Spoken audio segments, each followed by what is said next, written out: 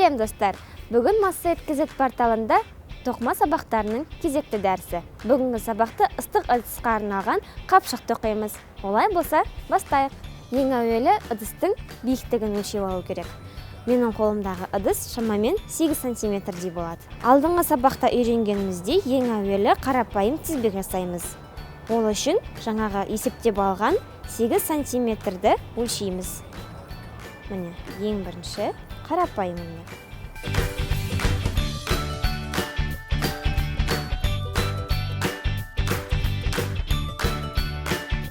Міне, бұл 8 сантиметр тізбек. Ендігі кезекте осы тізбектің үстіне тағы бір тізбек жалғап шығамыз. Дәл жаңағыдай.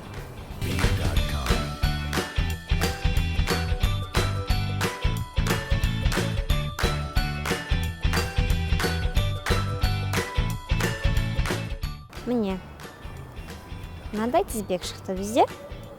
Енді дәл осы тізбекті айналдырамыз.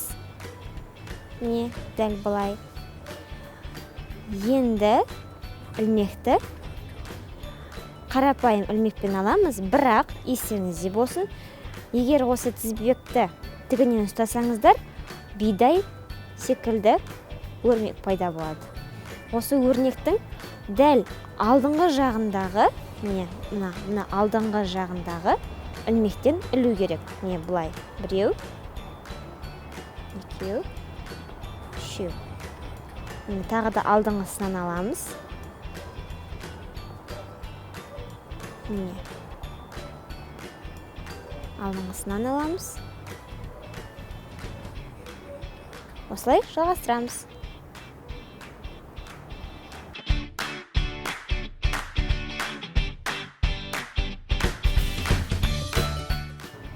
Міне, байқасаңыздар, екі жағы да екі түрлі болады. Енді жаңағы тізіп шыққан өрнектің тағы да алдыңғы жағынан алып, міне, дәл алдыңғысынан алып, тағы да іліп шығамыз. Егер тізбек әдемі болсын десеңіз, екі түрлі түспен тоқсаңыз болады. Мысалы, сары жіп пен қызыл жіпті біріктіріп көрейік. Мына жердің екі жерді түйіндеп байлаймыз. Ары қарай жалғастырамыз.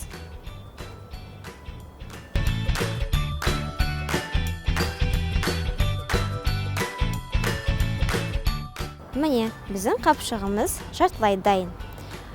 Екі ұшын біріктіру үшін мынадай бау жасап алсаңыз болады. Ол аса қиын емес. Кәдімгідей 3 өріммен бүйтіп өре салсаңыз артық етпейді. Мен қызыл жағына қызыл бауды тағамын. Ол үшін ортасынан былай өткізіп алу оңай. Міне.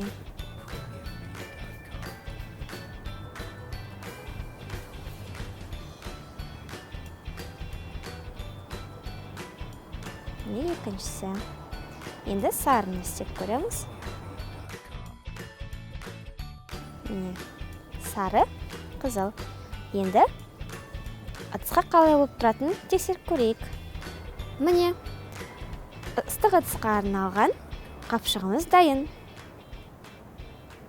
Суық күнде жылынып жүріңіз.